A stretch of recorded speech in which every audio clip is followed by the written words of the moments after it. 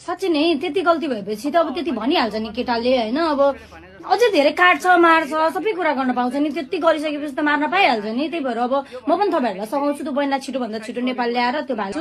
I'm so sorry दाजुभाइहरू, जय पुरुष है, आजदेखि जय पुरुष। अब अलिना चौहान सिस्टरले भने जस्तै जय नारी है त हामीले पनि, तपाईँले जय पुरुष भन्नुभयो, तपाईँहरूको लागि जय नारी है। यो भनिरहँदाखेरि फेरि कसैलाई क्रिटिसाइज गरेको होइन, कसैलाई डाउन गर्ने हाम्रो उद्देश्य होइन। सबैभन्दा ठुलो गल्ती भनेको के थाहा छ अलिना सिस्टर, तपाईँ अर्काको घरमा छिर्नुहुन्छ क्या। फेसबुक अर्काको हो, उनीहरूको जीवन हो, मिलाउनेतिर लाग्नुहोस् के। एक पक्षलाई तपाईँले लिनुभयो भने अर्को पक्ष चाहिँ स्ट्यान्डिङ हुन्छ नै हुन्छ। सिक्कामा दुईटा पाटो हुन्छ भने जस्तै राम्रो र नराम्रो भन्ने हुन्छ। केटा मात्रै गलत पनि हुँदैन, केटी मात्रै गलत पनि हुँदैन। पहिलो कुरो, केटी नेपालमा छौन्जेल, कुरा सुन्नुहोस् है, केटी नेपालमा छौन्जेल।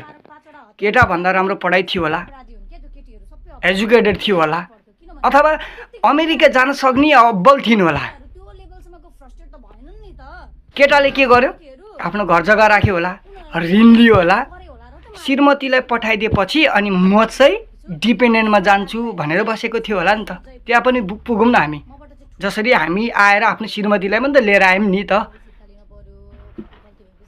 अमेरिका पुग्ने बित्तिकै त्यो पाटो फर्किनुपर्छ भने जरुरी के भन्नको मतलब बुढालाई इग्नोर गर्नुपर्छ भन्ने पनि त होइन होला नि त। त्यसै बुढा पनि मिडियामा आएर त कराएन होला, रोएन होला, भक्का जति एक्सपोज गरेन होला, त्यता पनि जाम। अनि अर्को कुरो, अब केटी नै गलत हो भनेर भन्न नि सकिँदैन। प्रुफ के छ त तपाईँ हामीसँग? हामीसँग केही प्रुफ छैन। एआईको जमाना छ, हामीले धेरै भिडियो र फोटो हेर्यौँ, आज चाहिँ अलिकति बोले मात्रै है। म कहिले त्यो बहिनीसँग चाहिँ पाकिस्तानले किस खाएको फोटो बनाएर हालिदिएका छन्, कहिले बेडमा सुतेको बनाएर हालिदिएका छन् होइन। एआईको जमाना छ, त्यो हामीले पनि बुझ्नुपर्ने कुरो। बिना प्रुफ बिना तुक हामी बोलिरहेछौँ। र लास्ट कुरो भनेको हामीलाई कन्टेन्ट बनाउनु छ क्या बहिनी। तपाईँलाई नि कन्टेन्ट बनाउनु छ, तपाईँ त अब जुधिरहनुहुन्छ, तपाईँ आफ्नै पर्सनल लाइफमै जुधिरहनु भएको छ। त्यो त हामीले पनि देखिरहेका छौँ। कहिले अमेरिका जानुहुन्छ जुझ्नुहुन्छ, कहिले अस्ट्रेलियाबाट अब आफ्नो हस्बेन्डसँग जुधेर आउनुहुन्छ। अब अहिले फेरि अर्काको भिडियोमा पसेर अर्काको जीवनसँग चाहिँ के उङ्गली गरेर एउटा पक्षमा स्ट्यान्डिङ हुनुभएको थियो तपाईँ। अनि अहिले चाहिँ आफूलाई त्यो खपि नसक्नु भएपछि तपाईँ जय नारी हो कि जय पुरुष भन्नुहुन्छ।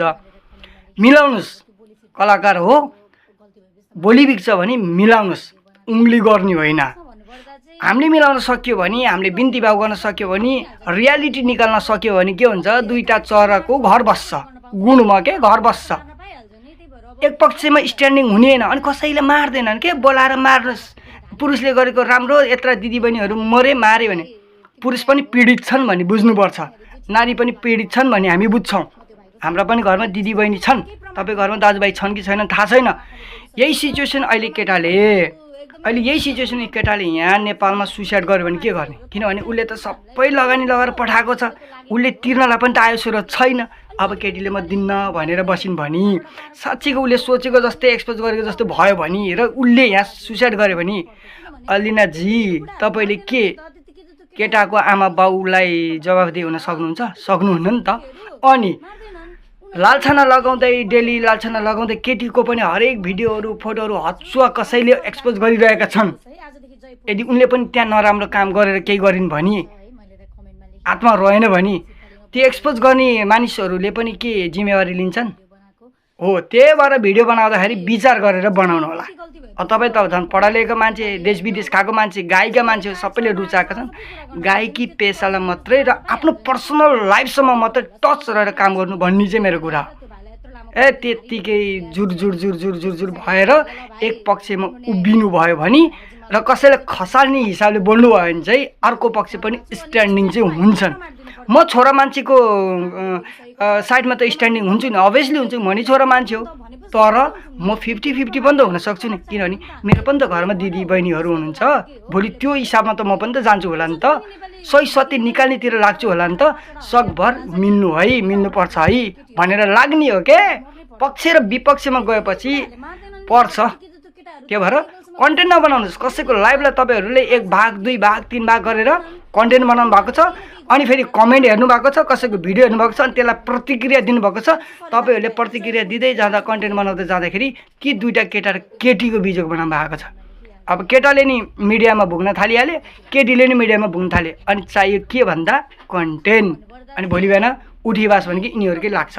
तालपर्यो भने भोलि बिहान यिनीहरू आफै मिल्न पनि सक्छन्। जे भयो बुढा जे भयो बुढी, अब जे हुनु भयो हामी मिलौँ भन्यो भने नि तपाईँ पनि खोला खोला हामी पनि खोला खोला। त्यही भएर धेरै बोल्नुभन्दा कम बोलेको राम्रो।